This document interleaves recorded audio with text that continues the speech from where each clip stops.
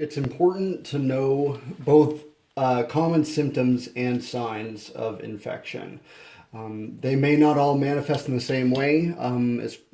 For instance, the signs and symptoms that may manifest with a patient when they have a urinary tract infection versus an open wound that hasn't been treated well and hasn't been cleaned well will look very different. But some of the commonalities we should be aware of. So signs and symptoms. So inflammation can cover both. What are the four cardinal signs again? Warmth, swelling, heat, and pain.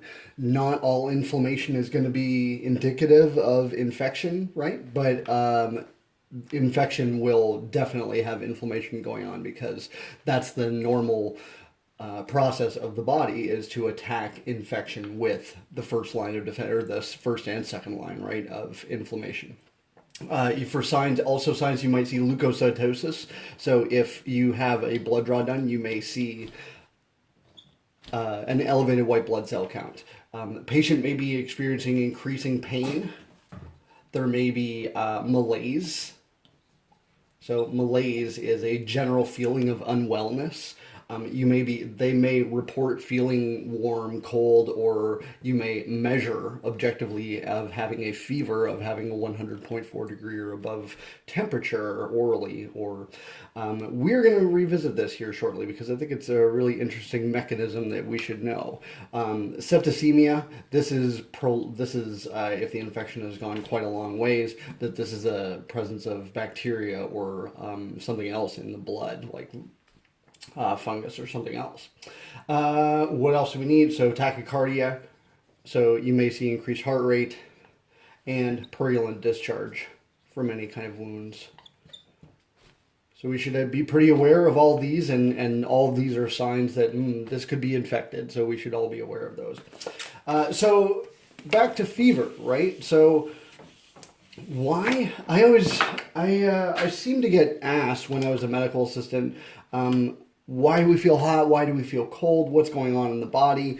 Also, really good ideas to ask patients these questions about how they're feeling, especially if they can't take their own temperature or can't get it an accurate temperature on an infant or so. You can ask them how they're feeling. So to explain what's going on in the body, we're going to say hi to the hypothalamus and to our body. So let's pretend for a second that this body is a happy body and there's no thermometer. She's taking her temperature, but she's actually feeling pretty good. Laughing, right? So, and then over here we have the hypothalamus. This is a thermometer because the hypothalamus regulates our body's temperature. It takes readings from the body and makes adjustments all the time to lose and gain heat. So if we need heat, we may increase heart rate and increase muscle movement to create heat in the body. And if we need to lose it, we may perspire to have it evaporate. We may lose more water in our stool. Several different mechanisms that they can do. So what's going on in an infection? So during an infection, it's possible that the hypothalamus may read and go, you know what, we need to make this, our body, unhospitable, a very poor environment for any bacteria that wants to give us trouble in this infection. We want, or virus or anything, right? We want to make it an unhospitable environment. So our normal body temperature, that's 98.6, right? 98.6 degrees Fahrenheit. It's going to say, you know what, let's burn this guy out, or girl, whatever bacteria, right? Acellular, so it's not going to have sex. Nice, fun stuff.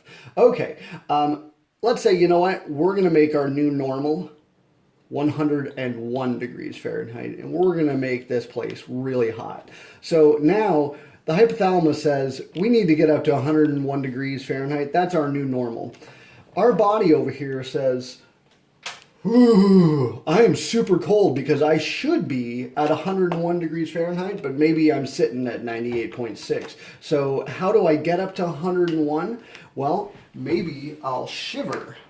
So our muscles, as mentioned before, I chose a bad red marker but for heat here, but Our muscles create so much of our heat. They are highly vascularized, so our heart rate is going to increase. It's going to pump more blood to our muscles. Our muscles are going to shake and shiver. When we shiver our muscles and move them that fast, it creates such heat that it actually raises our body temperature until we're at our new normal of 101 degrees Fahrenheit.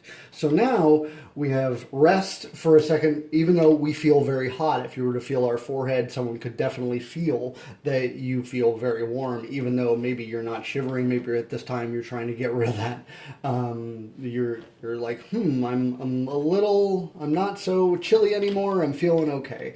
And then maybe the body says, all right, you know what? We've been at 101 for a little bit here. Now we're going to cool things off because I don't want to harm any organs or anything else. So now we're going to drop our new normal back down to, let's say, 99.2. So maybe it doesn't want to go down, maybe it wants to go down into the normal range or not. But the point is that when it lowers down, the new normal, now it tells our body that this is what's normal. And now we feel very, very hot. We feel so hot. We're just like, oh, and that's when our body needs to perspire, and that's when we start sweating. We get clammy. The water from our cells comes from the very superficial venules and arteries and capillaries. It comes to the surface, and all the water kind of starts evaporating for our skin, and it cools off our body. So that's why we kind of have that kind of we feel really, really warm. We're trying to get down to the warm, but it's like our body was falsely raised to that temperature. We're trying to just get back down. So we sweat it out and we just feel, ugh. And then finally, we want to put on blankets, but it doesn't feel good. And then finally, once we're around here, we're done with that blanket because we're about at our normal, but we don't know what normal is. And then who knows what the hypothalamus wants to do if it's done or not. So that's why having a fever is really, really confusing, but you can ask patients about how they're feeling in this way. And a lot of times they might ask you why you feel that way. And now you know.